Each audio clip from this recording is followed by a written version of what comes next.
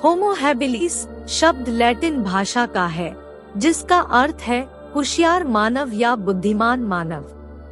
यह प्राचीन मानव जाति की एक प्रागैतिहासिक प्रजाति थी, जो लगभग 2.3 से 1.4 मिलियन वर्ष पहले रहती थी। होमो हैबिलिस होमो वंश के सबसे शुरुआती सदस्यों में से एक है। शुरुआत में इसे पत्थर के औजारों का पहला निर्माता माना जाता था। 1960 के दशक में इसकी खोज के कारण इस बात पर विवाद जारी रहा कि कौन सी विशेषताएं हमें इंसान बनाती है। महत्वपूर्ण होमो हैबिलिस जीवाश्म तंजानिया, केन्या, इथियोपिया और दक्षिण अफ्रीका में खोजे गए हैं। हमारे प्राचीन पूर्वज होमो इरेक्टस के विपरीत होमो हैबिलिस अफ्रीका से बाहर नहीं गया था, इसलिए इसके जीवाश्म दुनिया में कहीं और नहीं पाए जाते हैं।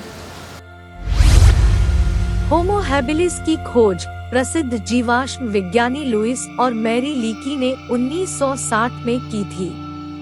उन्होंने पूर्वी अफ्रीका के तंजानिया की ग्रेट रिफ्ट वैली में ओल्डुवाई गॉर्ज में पहले जीवाश्म का पता लगाया। मानव विकास में हमारे अनुसंधान नेताओं में से एक फ्रेड स्पूर बताते हैं, लुई और मैरी लीकी उन पत्थर के औजारों के निर्माता की तलाश कर रहे थे जो उन्हें मिले थे।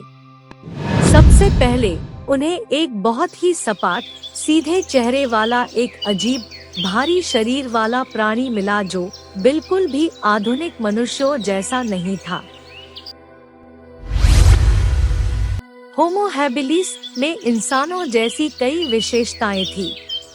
इनमें पतली खोपड़ी और बड़े सामने के दांत और पीछे के छोटे दांत शामिल है।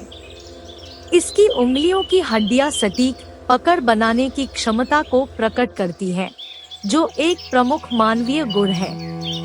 यह प्रजाति हमारी तरह 2 पैरों पर सीधी चलती थी, लेकिन लंबे हाथ और छोटे पैर बताते हैं कि इसमें अभी भी प्राचीन होमिनिन की तरह पेड़ों पर अधिक सावधानी से चढ़ने की क्षमता थी। होमो हैबिलिस के मस्तिष्क का आकार दिलचस्प है। शोधकर्ता फ्रेड का कहना है कि होमो हैबिलिस का मस्तिष्क आकार में 800 सेंटीमीटर तक रहा होगा, किसी भी ऑस्ट्रेलोपिथ से बहुत बड़ा और प्रारंभिक होमो इरेक्टस के समान। खोपड़ी के शीर्ष पर यह हड्डी का उभार शक्तिशाली चबाने वाली मांसपेशियों के कारण होता है, जो अपेक्षाकृत छोटी खोपड़ी के साथ संयुक्त होती है। इसकी अनुपस्थिति से पता चलता है कि होमो हैबिलिस कठोर भोजन नहीं खाते थे। होमो हैबिलिस टूटे हुए कंकड़ और पत्थर के टुकड़ों से बने सरल पत्थर के औजारों का उपयोग करते थे। इस प्रकार के उपकरण का उपयोग प्रारंभिक पाषाण युग के दौरान किया जाता था, लगभग 3.0 मिलियन से 1.3 मिलियन वर्ष पहले, जिसे वैज्ञानिक रूप से निचला पुरापाषाण काल के रूप में जाना जाता है। हालांकि सरल ओल्डोवन पत्थर के औजारों ने शुरुआती मनुष्यों के लिए उपलब्ध तकनीक में एक महत्वपूर्ण बदलाव को चिन्हित किया, जिससे उन्हें बड़े जानवरों को काटने जैसी नई चीजें करने में सक्षम बनाया गया।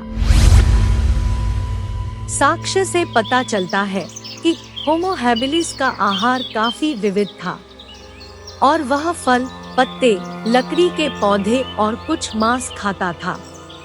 उन्होंने बहुत कठोर खाद्य पदार्थ जैसे मेवे, कठोर कंद या सूखा मांस खाने की आदत नहीं बनाई। होमो हैबिलिस मांस तैयार करने के लिए औजारों का उपयोग कर रहा था। रासायनिक विश्लेषण से साबित होता है कि उनके आहार में मांस शामिल था। हिंसक जानवरों द्वारा छोड़े गए शवों से मांस निकालने में धारदार औजार बहुत मददगार रहे होंगे।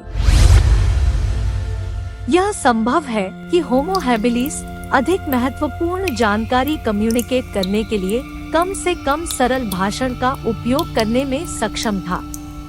शोधकर्ता फ्रेड कहते हैं, होमो हैबिलिस के एकीकृत जटिल पत्थर, औजार बनाने के तरीके और संचार के बारे में हम जो जानते हैं उससे मेरा मानना है कि उनके पास एक दूसरे के साथ संवाद करने का एक जटिल तरीका था।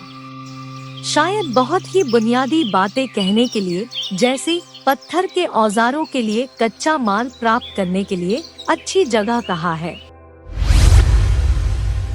जब होमो हैबिलिस की पहली बार खोज की गई, तो पेलियोएंथ्रोपोलॉजिस्ट को उम्मीद थी कि होमो हैबिलिस और होमो इरेक्टस पूर्वी अफ्रीका में लगभग 5 लाख वर्षों तक सह अस्तित्व में रहा होगा। इससे यह तर्क देना कठिन हो जाता है कि होमो हैबिलिस होमो इरेक्टस का पूर्वज है।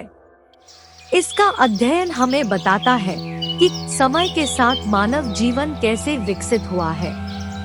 यह एक महत्वपूर्ण युग था जिसने हमें सोचने और आगे बढ़ने के लिए प्रेरित किया, जिसने हमें अपने आत्मविकास में सहायता के लिए उपकरण प्रदान किए। इसलिए होमो हैबिलिस का अध्ययन मानवता के उत्थान की हमारी समझ में महत्वपूर्ण कड़ी को खोलता है।